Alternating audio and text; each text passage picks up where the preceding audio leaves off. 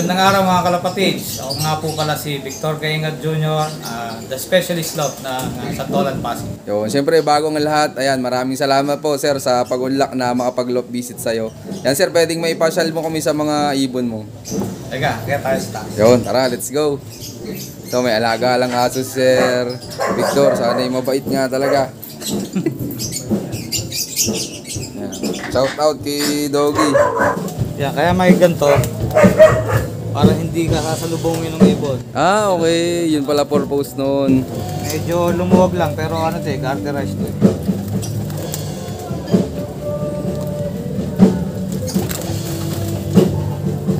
Yeah, one time kasi sinalubong ako dito ng 3. Ah, okay. Kaya nagginawa nyo na pong ganito. Daming ibon, mga kalapatid. Sasarado muna ni Sir Victor. May ilan laman nito, sir? Hindi ko binibilang yung sakto kasi dami. Estimate mga 40 cubs, 40 hen. Dami ito, mga kalapatid. So, sir, mukhang bis na. Mukhang ready na for breeding to ah. Mukhang okay na pero sinisigurado natin na mas okay pa. So makikita naman dun sa ilalim ng loft natin yung mga down feathers. Yan, tulad nito. Nakita nyo, may mga ganito na yan, naka-condition na yan. Pero ako, sinisigurado ko na mas malinis pa yung ibon. So ngayong araw na to, nagkataon, meron silang dewormer sa tubig. Hanggang bukas nila yan iinumin. Yung dewormer namin, astig din yon, yung Rakdaba astig. Pero meron kaming liquid suspension na nasa Excellence. Yun po ang subok nyo ng gamit, sir? Yung ginagamit namin. Lalo na sa plaque treatment. Kung konti lang, gamitin nyo yung astig na capsule. Pero kung maramihan, hanapin nyo yung astig suspension na gawang Excellence. Para ihalo na lang, sir, sa tubig, ano? Na lang sa tubig. Pero i-advise ko sa inyo, 2 araw nyong iwan yung tubig. Ah, hindi po napapanis, sir?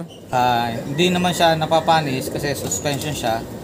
Tsaka yung ibon, hindi naman yan iinom ng sindami nung regular niyang inom. So kailangan mapilit nyo sila na uminom ng sapat. Ayun. Kaya antayin nyo na hanggang kinabukasan ng umaga, tanghali na kayo magpalit. Ito, may papakita namang ibon si Sir Victor, yung kanyang producer dito ng mga winner. Kikinis eh, oh. Bale ito, sir, cock section. Ito yung cock. Kung nakikita nyo itong mga videos ko, ang tatay ng MacArthur ko, si Papi Juan. Ito si Papi Juan. Ito si Papi Juan. Solo, complete clacking, North. Galing. Over 2015. Ito mga kalapatid, so solo. Ayan mismo yan, sir. Solo Ito complete. mismo yun. Ito ang tatay ng MacArthur, si Papi Juan. Ang galing, ano. Good flyer na, good producer na rin, sir. Yung pagpak niya.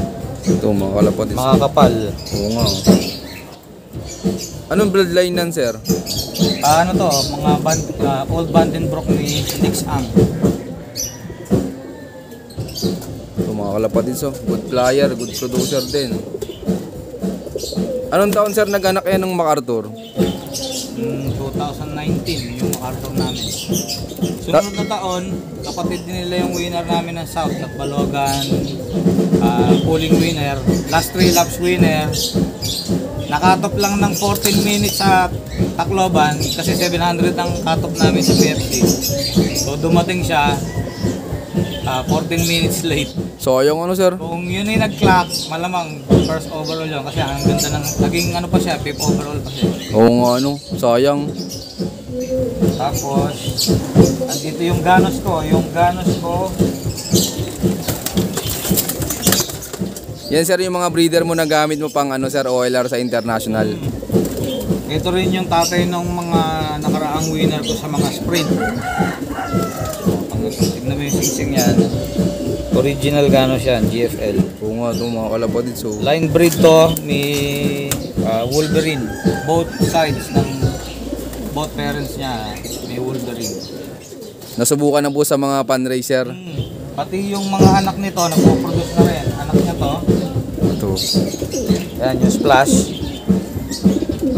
Ito na yung tatay nung last na finisher ko sa Pattaya, 600 kilometers. Tapos yung kapatid niya, nag-produce na rin ng sprint winner. Ang pinner ko naman si Pink Nose. Bo? Tapos nandito na rin yung mga bagong na-acquire natin sa auction. No? Mga bagong dating po. May nagtanong sa akin before kung kilala ko lahat ng ibong ko sa dami nito. Magturo ka na isa, sir. Alin? Ihanap tayo ng... Ito. Sino to, sir? Ano yan? Blue Kettle, Yellow Rocher. Na-acquire ko kay Alan Chan. Naglabas na rin ng pooling winner yan. Matnog. Kilala nga ni sir lahat. Eto, sir. Dalawang beses na naglabas ng fan race winner, first overall, tsaka second overall. Magkaibang year. Na-acquire ko naman yan kay Edgar Allan Gino. Line nung ano niya, Speedo. Oh. Kailangan pag araw-araw nyo kasama, pati behavior, character ng ibon. Isa pala yun sa pamantayan ko pag nagpe-pet. Tinitignan ko sino yung tahimik, yung mga makukulit. Pati behavior ng weirdo sa Yun. Pero ikaw pala, sir, paano yung kung sinong pagpaparisin mo, anong binagbabasihan mo sa kanila? Una, yung mga nagbigay na ng winner before, uulitin ko na lang yon. Sometimes, ginagawa ko yon dun sa mga na-testing ko na prepotent birds. Like, ang prepotent meaning kahit kaninong iper, maglalabas ng winner. So, isa doon sa nakita ko si Pink Nose. Si Pink Nose, lahat ng ipanaras ko sa kanyang cock, naglabas siya ng winner. So, very talaga si Pink Nose. Yun. Sir, pwedeng makita si Pink Nose. Ito yung kilalang-kilala dito kay sir eh. Kanina, tinanong din nila, sir, bakit Pink Nose ang pangalan? Oo nga naman, sir, bakit nga pala Pink Nose? Kasi, kahit na condition na siya, hindi namumuti yung ilong niya. Okay. Kasi batayan natin, sir, yung ilong nila namumuti dapat yan, sir. Si Pink Nose, hindi pala namuti. Hindi naman, Parang nagsusubo. Medyo parang pinkish. Yan siya. Okay. Ayun, ang kinis na mga kalapatids. Tingnan mo, mukha pa rin siyang young bird. Ito mga kalapatids, batang-bata pa. Pero anong edad na nito, sir? 2015 pa to. Ito, batang-bata pa mga kalapatids, so. Tingnan mo yung mukha niya. Pinkish. Oo nga, mga kalapatids. Nakailang salang na to, sir, sa breeding? Taon-taon, meron to. Taon-taon, may winner din to. Isa magaling si Pink Nose. Ano po ba lang baseline nan? Ang tatay nito ay line nung Sunriser ni Jerry C. Ang nanay nito ay Baker Klein. Galing kay PJC naman.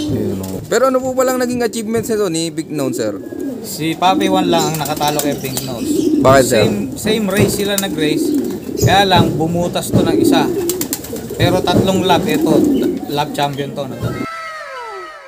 Tapos, sir, kahit saan po ipares yan, talaga naglalabas ng winner. Mapa short tsaka long distance. Pag hinawakan mo, ikaw bibidyo. Ganda ng katawan. Mga kalapatids, so nakahigo tayo ng good flyer tsaka good producer. Makinis, makapal ang balahibo. Kayo ba, sir, madalas maghawak ng mga ibon niyo, sir? Yes, especially yung mga gusto kong hinahawakan ko. Ito. Or inaantay ko na makita ko o maramdaman ko yung gusto kong balahibo. Okay. Edi okay lang pala, sir, na inihipo-hipo yung mga ibon natin. Okay lang, mas okay yun kasi mas nagiging tape sila, hindi masyadong mailap. Kasi pag hindi niya nahawakan, lalapit pa lang kayo, hindi iiwasan na kayo. Sabagay. Pero sir, sa mga panlaban, yung iba kasi ayaw masyado nang hinihipo nila eh. Diba, sir, tayo, minsan may sinusubo. Ganito nga di ba sinasabi nila, nai-stress ang ibon pag hawak ng hawak. Kung sanay sila, hindi sila nai-stress. Okay. Ay, kung hindi sila sanay, tapos bigla ka maghahawak, may stress yun. Hindi sila sanay, tapos pagdating ng karera, tsaka ka maghahawak, may stress nga yun. So, hindi pa karera, dapat hinahawakan mo sila. Para nakikita mo din yung minsan merong sudden changes sa katawan. Tapos mabibigla kayo, yung performance biglang nagbago. kasi hindi nyo binigyan ng atensyon. Pero kung lagi nyong nakikita at nahawakan, makakapag-adya. Yun, shoutout sa inyo lahat. Maraming salamat sa solid nyo suporta mga kalapatids. At yun, meron pala tayong pa-shoutout ulit ngayon. Shoutout kay Boss Gary Predo. Let's go. At shoutout din kay Simple Pigeon Acid Lock. At syempre shoutout din kay Rexon Motol Lock. At shoutout din kay Mon Chow. At shoutout sa team San Mateo Pancher. Yan, good luck sa mga karera nyo. Shoutout din kay Sir Rodel Gariga at kay Ingo Dumaralos. Yan. Shoutout din kay Joji Patolot at kay Joselito Patolot. Yun, maraming salamat sa solid yung supportang lahat. Sa mga gusto pang magpa-shoutout, mag-comment lang yan sa baba. At syempre, makikishare na rin. So yun, abangan nyo yung part 2 nung napanood yung video. So yun, keep watching and God bless you all. Thanks.